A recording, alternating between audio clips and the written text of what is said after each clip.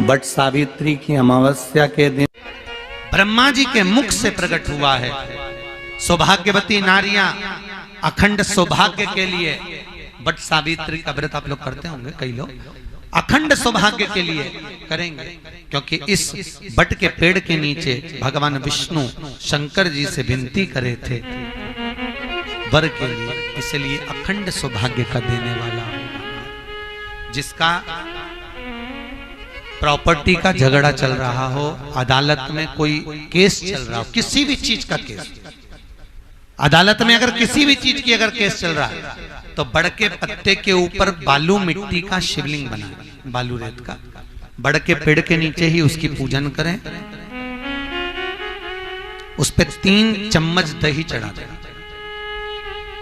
अपनी मनोकामना कर कर दही चढ़ाकर उस दही को चम्मच में वापस लेकर जाए, शंकर जी की पूजन कर कर उसको विसर्जन करें। वो दही जो लेकर आए, जब अदालत कार्रवाई हो और आप केस के लिए अदालत में जाएं, उसको चंदन में मिलाकर तिलक कर कर जाइए, आपका काम विजय प्राप्त होगी, काम फतेह हो जाएगा। बटकेश्वर महादेव का स्मरण करने से कार्य की सिद्धि होती है। जिस बच्चे का एग्जाम में पास नहीं हो रहा हो, अच्छे नंबर नहीं आ रहे हो, वो भी इस दही का तिलक लगाकर जा सकता है। बटकेश्वर ऐसे भगवान शिव विराजमान हैं। 16 श्रृंगार में नारी के हाथ की चूड़ी का कलर अलग हो सकता है, चूड़ी की डिजाइन अलग हो सकती है, चूड़ी अलग हो सकती है, चूड़ी महंगी सस्ती हो सकती है, मंगलसूत्र की कीमत ऊंची नीची हो सकती है, पांव की बिछुड़ी की कीमत ऊंची नीची हो सकती है, कान के कुंडल की कीमत ऊंची नीची हो सकती है। तुम्हारे शरीर पर जितने जितने 16 श्रृंगार हैं उसकी कीमत ऊंची नीची हो सकती है। केवल मंगलसूत्र की डिजाइन बदल सकती है, नाक की लौंग की डिजाइन बदल सकती है, कान के बुंदे की डिजाइन बदल सकती है, हाथ की चूड़ी की डिजाइन बदल सकती है, पांव की पायल की डिजाइन बदल सकती है। केवल नारी के 16 श्रृंगार में एक श्रृंगार ऐसा है जिसकी कीमत जो पहले थी वही कीमत आज तक है और उसकी डिजाइन आज तक नहीं बदली। वो मांग का सिंदूर है, एक जैसी डिजाइन है और एक जैसी कीमत है।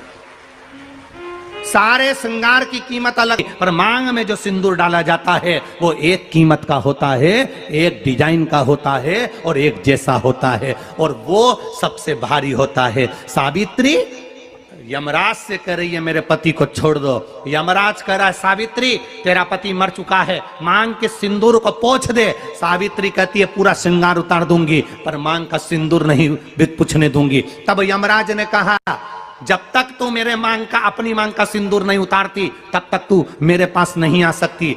भगवान यमराज से सावित्री ने कह दिया मैं भी तुझे वचन देती हूं यमराज, मेरी मांग में जब तक सिंदूर है, जैसे सीता ने लाइन, लक्ष्मण जी ने लाइन खींच दी थी और सीता पार नहीं जा सकती थी, मैं भी तुझे वचन देती हूं जब तक नारी की मांग में सिंदूर है तब तक तू उसके पति को उसके सामने लेकर नहीं जा सकता। यह भी मैं तुझे कह देती हूं। यमराज भैंसे पर सवार होकर सत्यवान को लेकर जा रहा था, सावित्री से वचन पर वचन चल रहे थे, बड़ के पेड़ के नीचे छोड़कर आए।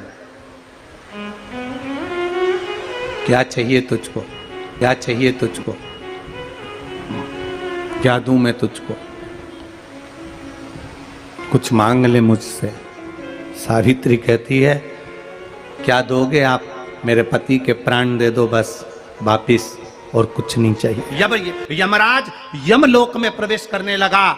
मांग के सिंदूर में से थोड़ा सा सिंदूर सावित्री ने केवल हाथ में लेकर अपनी बिंदी पर जो लगाया, सत्यवानंद को लेकर यमराज अंदर नहीं जा पाया। बाहर खड़े होकर कहता है मांग ले, मैं तुझे एक वचन नहीं, तू बोले तो मैं 2 वचन दे देता हूं, तू बोले तो मैं 3 वचन दे देता हूं, तू मांग क्या चाहिए। तब सावित्री ने कहा देना चाहते हो, हाँ।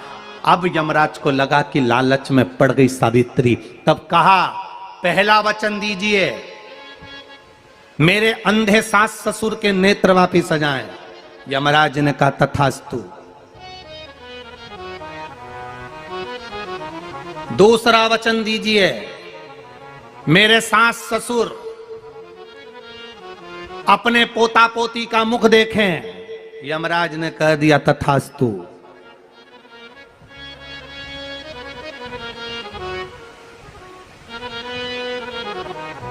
जाओ। यमराज जाने लगे, फिर आग जलने लगी।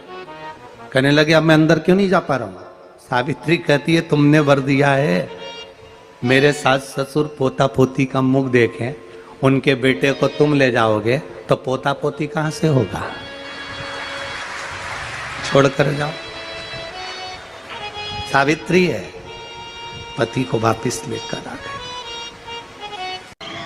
कर्जा मुक्ति के लिए सारे वृक्षों में अगर कोई श्रेष्ठ वृक्ष माना गया है तो वो बट का वृक्ष माना गया महाराज। इसलिए प्रशासनिक कार्य के लिए, मानसिक टेंशन में, परेशानियों में बटकेश्वर महादेव का स्मरण किया जाए। और यदि निवेदन करूंगा, बहुत ज़्यादा यदि आपको कर्जा हो गया है, बहुत ज़्यादा कर्जा हो गया और वो कर्जा चूक ही नहीं रहा, तो थोड़े दिन बड़ के पेड़ के नीचे आप बटकेश्वर महादेव के लिए 1 लोटा पानी, उसमें थोड़ा सा पिसा हुआ चावल पीस के गला लेना चावल को और पीस लेना, पीस के उस पानी में मिला लेना और मिलाकर उसमें थोड़ी सी हल्दी पिसी हुई डालकर बटकेश्वर महादेव के नाम से बड़ के पेड़ के नीचे अपनी कामना कर कर जो कर्जा हुआ है उस कर्जे का भान देते हुए, स्मरण देते हुए छोड़ दीजिए। महाराज 2 या 3 सोमवार एक ही जगह पर करना, 3 सोमवार बाद वहीं से बड़ के पेड़ की थोड़ी सी जड़ उठा लाना और उस जड़ को एक कोई धागे में बांधकर या तो अपने गले में डाल लो या अपनी जेब में पटक लो, उसको थोड़े दिन पटक कर रखना, लगभग 2 से 3 महीना पटक कर रखो। वो जड़ जैसे बड़ का पेड़ विस्तार होता है, पानी गिरे ना गिरे, जल वृष्टि हो ना हो, गर्मी पड़े ना पड़े, उसको कोई फर्क नहीं पड़ता। बड़ का वृक्ष आप रूप फैलता जाता, उसकी जड़ें अपने आप प्रबल होती है। उसी तरह ये बटकेश्वर महादेव कहीं से भी अगर जड़ आपके पास में रखी है 1 महीना, 2 महीना, 3 महीना तक, तो ये जड़ अपने आप लक्ष्मी को पकड़कर खींच कर लाती है और कर्जे से मुक्त कर देती है। बटकेश्वर महादेव। पत्नी को कभी हल्का मत समझना। सावित्री का पति शांत हो गया था, मर गया था। बड़ के पेड़ के नीचे यमराज उसको लेने के लिए आ गए और सावित्री को छोड़कर यम उसके पति के प्राण लेकर जाने लगा। सावित्री मैया अपने सातित्व के बल से, सावित्री अपने सातित्व पतिव्रता परमेश्वर के बल से यमराज के पीछे पीछे जाने लगी। यमराज आगे, सावित्री पीछे, यमराज आगे, सावित्री पीछे। यमराज ने पलट कर देखा तो पीछे सावित्री आ रही थी। सावित्री से पूछा तू मेरे पीछे क्यों आ रही है? मेरे पति सत्यवान को तुम लेकर जा रहे हो, मेरे पति को छोड़ो।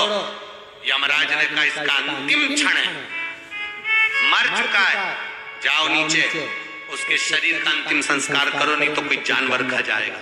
सावित्री बोली मैं जाने वाली नहीं हूं, मेरे पति को छोड़ो।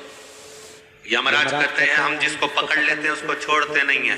यमराज लेकर जाने लगे, सावित्री और पीछे चली, सामने यमलोक था, अंदर सावित्री जाने लगी तो यमराज ने रोक दिया, रुक, कहां जा रही है तू, अंदर क्यों प्रवेश कर रही है, मेरे पति सत्यवान को छोड़ दो। यमराज प्रसन्न होकर बोले सावित्री आज मैं प्रसन्न हो गया तुझ पर, क्योंकि तू मेरे दरवाजे तक आई है, मांग तुझे क्या चाहिए। सावित्री कहती है मुझे 2 वर दे दो, मुझे 2 वर दे दो। अब तो यमराज प्रसन्न हो गया, ये अपने पति को भूल गई, इसने अपने पति को छोड़ दिया। ये अपने पति को भूल गई, इसने अपने पति को छोड़ दिया।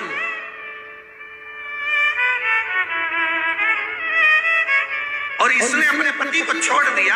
अब ये कुछ मांगेगी, 2 वर मांगेगी तो मैं इसको 2 वर दे दूंगा। यमराज प्रसन्न हो गए, अपनी पति को छोड़ा इसने। यमराज ने कहा अपने पति को छोड़कर जो तू 2 मांगेगी मैं दे दूंगा, बस पति मत मांग। तो सावित्री ने कह दिया नहीं मांगूंगी पति। ठीक है, मांगो। सावित्री ने कहा पहला वर दीजिए। मेरे सास ससुर की आंख में रोशनी नहीं है, उनकी आंखों से दिखता नहीं है, बस इतना सा वर दे दो, उनकी आंख की रोशनी आ जाए और वो अपनी गोद में अपने पोते को खिलाएं, बस ऐसा वर दे दीजिए। यमराज प्रसन्न हो गए, इसने पति नहीं मांगा, तथास्तु। अब यमराज ने कहा दूसरा वर मांगो। सावित्री बोली दूसरा वर दे दीजिए। मेरे सास ससुर आज तक कोई तीर्थ करने नहीं गए, मेरे सास ससुर का जो बेटा है वो उनको तीर्थ कराए, बस ये वर दे दो। यमराज ने कहा इसने अपने पति को नहीं मांगा, तथास्तु। अब यमराज ने कहा जा सावित्री के कहां जाऊं? आपने कहा था मेरे सास ससुर जब आंखों से रोशनी पाए अपने पोते को खिलाएं, पति तुम ले जाओगे तो पोता आएगा कहां से? पति तुम ले जाओगे, पोता कहां से आएगा? और यदि मेरे सास ससुर के बेटे उसको तीर्थ कराए तो मेरा पति अगर तुम ले जाओगे तो उनका बेटा ही तो है, तीर्थ कराएगा कौन? यमराज प्रसन्न हो गया, उसने उस सत्यवान को वापिस लौटा दिया। वो सत्यवान सावित्री। तो जितने भी यहाँ पर मेरे जीजा होन बैठे हैं और जितने आस्था चैनल पर कथा सुन रहे हैं, जितने मोबाइल पर कथा सुन रहे हैं, तुम अपनी पत्नी को कभी हल्के में मत लेना, बिल्कुल हल्के में मत लेना। तुमसे ज्यादा बल व्रत का, उपास का, भजन का ज्यादा बल, तुमसे ज्यादा बल इनके पास रहता है। तुम सोचो कि बोल रहे हो कि मैं मंदिर में हूं, उसको बिना घंटी के घंटी बजती है दिमाग, वो तुरंत पहचान जाता, तुरंत। अपने पति को धर्म पत्नी अच्छे से जानती है कि ये झूठ बोल रहा है, ये गलत बोल रहा है, तो भी वो उसको स्वीकार करती है।